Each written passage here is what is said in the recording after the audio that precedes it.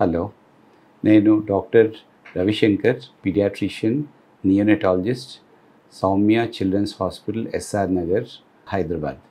ఇప్పుడు మనం ఏంటంటే పిల్లల్లో తరచుగా కోల్డ్ అంటే జలుబు ఎందుకు వస్తూ ఉంటుంది, దాన్ని మనం ఎలాగా మనకి ప్రివెంట్ చేయొచ్చు, ఆ విషయాల గురించి మనం మాట్లాడుకుందాం. ఈ కోల్డ్ అన్నది కామన్గా మనకి ఈ వైరల్ ఇన్ఫెక్షన్స్ వల్ల వస్తాయి. చాలా more than 100 types of viruses ఉంటాయన్నమాట. ఈ వైరసెస్ వల్ల ఈ కోల్డ్ అన్నది వస్తుంటుంది. సో కోల్డ్లో ఫీవరు, చిన్న కాఫ్, రన్నింగ్ నోస్ ఇలాంటివన్నీ కూడా ఉంటూ ఉంటాయన్నమాట. సో ఈ కోల్డ్ అన్నవి చిన్నపిల్లల్లో ఎందుకు ఫ్రీక్వెంట్గా వస్తుంది అంటే, ఫస్ట్ ఇంపార్టెంట్ థింగ్ అంటే వాళ్ళ ఇమ్యూనిటీ అయితే పూర్తిగా ఇంకా డెవలప్ అవ్వలేదు అనమాట. ఇంకా అది డెవలపింగ్ ఫేజ్లో ఉంది. సో అందుకనే వాళ్ళకి ఆల్ కైండ్స్ ఆఫ్ వైరసెస్కి అగెయిన్స్ట్గా ఇంకా వాళ్ళకి ఇమ్యూనిటీ ఉండదు అనమాట. నెంబర్ 2 ఏంటంటే, వాళ్ళు ఎక్కువగా వేరే పిల్లలతో స్కూల్లో, క్రచ్లో ఇలాగా అందరితో చాలా క్లోజ్గా కాంటాక్ట్స్లో ఉంటారన్నమాట.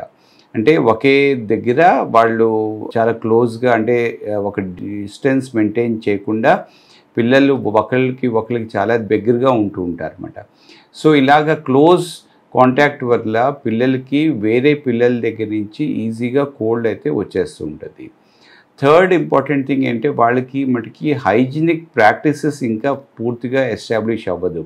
అంటే వాళ్ళు కాఫ్ చేసినప్పుడు హ్యాండ్ కర్చీఫ్ కానీ టిష్యూ పేపర్ కానీ పెట్టుకోవడం, ఆర్ లేకపోతే ఎల్బోలో వాళ్ళు కాఫ్ చేయడం అట్లాంటివి వాళ్ళు చేయరు.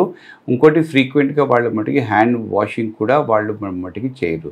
సో అందుకనే ఈజీగా వాళ్ళు హ్యాండ్స్ అనేవి ముక్కు దగ్గర, ఫేస్ దగ్గర వెళ్తూ ఉంటాయి.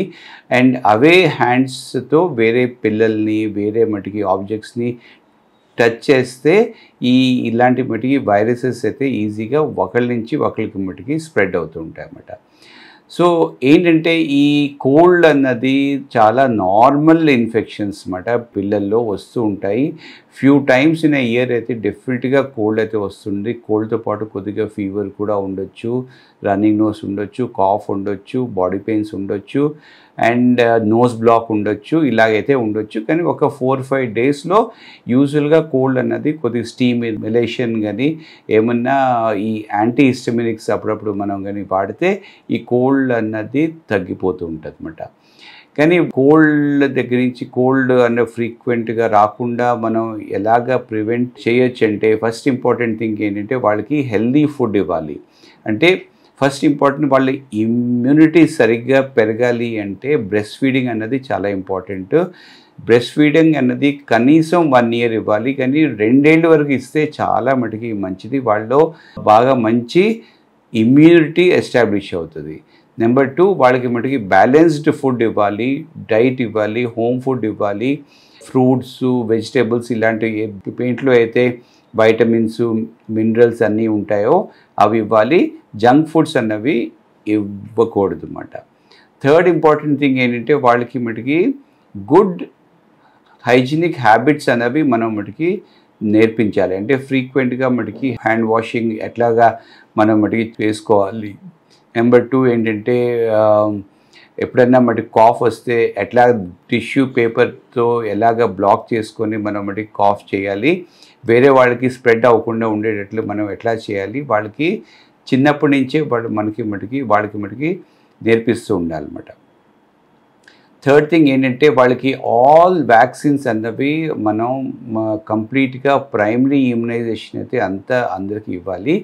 ప్లస్ ఎడిషనల్గా 5 years వరకు మనం వాళ్ళకి ఇన్ఫ్లుయెన్జా వ్యాక్సిన్ కూడా ఇస్తే ఎంతో కొంత హై ఫీవర్స్, ఫ్లూ లైక్ ఫీవర్స్కి అది ప్రివెన్షన్ ఇస్తుంది. అంటే ఆల్ టైప్స్ ఆఫ్ కోల్డ్కి అది ప్రివెన్షన్ ఇవ్వదు, కానీ కొన్ని హై గ్రేడ్ ఫీవర్స్, అంటే ఫ్లూ అంటాం అన్నమాట. ఫ్లూ అంటే బాగా హై గ్రేడ్ ఫీవర్స్, కాఫ్, ఇది ఆయాసం ఇలాగ వస్తూ ఉంటుంది. అట్లాంటి type of serious viral infections అది ప్రివెంట్ అయితే చేస్తుంది.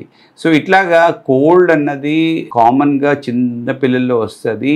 ఎదిగే కొద్దీ వాళ్ళకి ఇలాంటి వైరసెస్కి అగెయిన్స్ట్గా వాళ్ళకి ఇమ్యూనిటీ వచ్చేస్తుంది అండ్ స్లోగా వాళ్ళకి ఈ కోల్డ్ అన్నది ఫ్రీక్వెన్సీ అన్నది మనకి తగ్గిపోతుంది. మనం కానీ మంచి డైటు, ఇమ్యునైజేషన్, వ్యాక్సినేషన్స్, ఇంకా గుడ్ హ్యాబిట్స్ అన్నీ వాళ్ళ మటుకి నేర్పిస్తే ఈ కోల్డ్ అన్నది అది మటుకి తగ్గిపోతుంది. ఒకవేళ కోల్డ్ అనేది చాలా డేస్ ఉన్నది, అది తగ్గట్లేదు ఆర్ ఫ్రీక్వెంట్గా వస్తుంది అంటే దానికి వేరే మటుకి కారణాలు ఉండొచ్చు. ఏంటంటే ఒక్క టైపు అప్పుడప్పుడు వాళ్ళకి మటుకి ఎలర్జీ ఉండొచ్చు అన్నమాట. సో ఎలర్జిక్ కోల్డ్ కూడా ఉంటుంది. సో అలాంటి వాళ్ళకి కంటిన్యూస్గా ఇంకా ఒకంతటికి అది తగ్గకపోవచ్చు. ఇంకోటి కొంతమంది పిల్లలకి గొంతులో టాన్సిల్స్ కానీ లేకపోతే ఎడినాయిడ్స్ కానీ ఇట్లాంటివి కానీ ఉంటే అప్పుడు కూడా వాళ్ళలో ఈ కోల్డ్ అన్నది తగ్గకుండా చాలా డేస్ అయితే ఉండే మటుకి ఛాన్స్ ఉంటుంది అన్నమాట. సో ఒకవేళ యూజువల్గా 4 to 5 డేస్లో కోల్డ్ అనేది తగ్గిపోవాలి. అలాగా తగ్గకుండా అది కంటిన్యూస్గా ఉంది అంటే దానికి ఎందుకు అలా ఉంటుంది అది మనం ఒకసారి ఎగ్జామిన్ చేయించి దానికి తగిన ట్రీట్మెంట్ అయితే ఇవ్వాల్సి వస్తుంది. Thank you.